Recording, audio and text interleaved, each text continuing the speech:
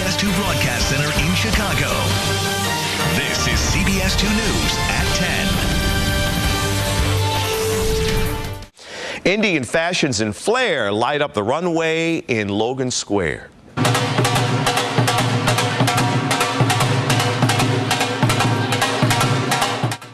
It was a celebration straight out of Bollywood last night. The benefit was actually called Bollywood Blowout. It helps Down syndrome centers around the country. CBS 2's Pamela Jones graced the stage with other journalists at the Lux Stands Mansion. We're celebrating Diwali, which is a festival of lights, which we really love. And, you know, one of our most favorite things, you know, a great Chicago thing to do is to go to Devon and to experience the great food and clothing stores of Devon and the people. India is such a rich, beautiful country. Proceeds will help Gigi's Playhouse, benefiting Down syndrome patients and their families.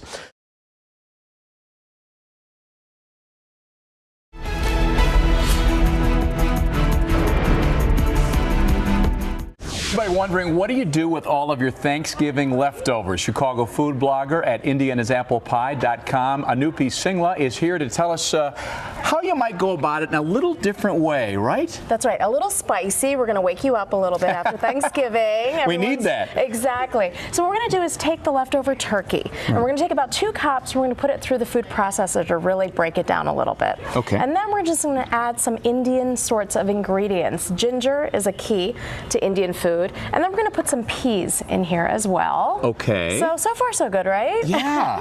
And then we're going to just mix that up, and really easy. And then we're going to actually put in some spice. So we're going to grab my spice tiffin here. I like that little spice display. How does that work? So we keep our 7 essential Indian spices. Yeah. You could use this for Mexican, you could use it for Chinese, whatever cooking you're doing. But today we're doing Indian, so we'll grab a little bit of salt, about half a teaspoon right there, a little bit of red chili if you really want to spice it up. I like it. I like it. You can pull back if you don't want, and a little turmeric.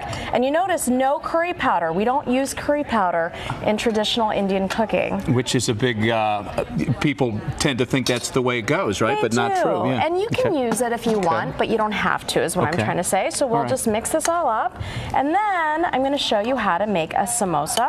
Okay, what's the definition of a samosa? A samosa is basically a filled fritter that's then fried. Got it. Filled fritter that's then fried. All right. Say a little bit of alliteration, right? There you go. So we're going to take the dough, and the dough was just basically, the flour is key on the dough here. You want to use a 100% soft white wheat pastry flour. So you can get that at Whole Foods or any kind of specialty store. We're going to roll it together with some oil, a little bit of water, a little bit of salt. Okay. And then we're going to roll it out into something like this, almost like a pancake or a crepe. And then we're going to cut it right in half. And one of these makes 2 samosas, because you're going to take this and you're going to fold it over. This is the most difficult part of the process. Shall I try one over here? Sure, okay. yeah. All right. So fold it over and then pinch it. And if you have a little water, you can always put a little bit of water as glue. And it's going to hopefully, theoretically, stay together, but doesn't always work. It was cold outside when I was coming over in the car, so maybe. Well, we're going to pretend. Right. So what we're going to do is take that as a cone. It's going to become like an ice cream cone. Okay. And then you're going to fill it with your filling, like that. It's kind of a fun participatory event here, right? I mean, this is it's not like just throwing it in the oven to reheat it. You know, this is much more. Yeah, a lot of fun. And then again, technically, it does work. I promise you. I've been up since 5 in the morning doing these. So then you're going to put it right over here. You can put it on a baking tray if you want. You can also deep fry them. But if you bake them, you can bake them at 425 for about 15 minutes, or deep fry them, and then you come out with these. And what did you do with these? Beauties. So I deep fried these. Okay. And then we usually eat them with chutney, but I'm sure you've got some cranberry sauce laying around. Exactly. And so then you'll just. I'm going to try one real quick. Sure. Yeah.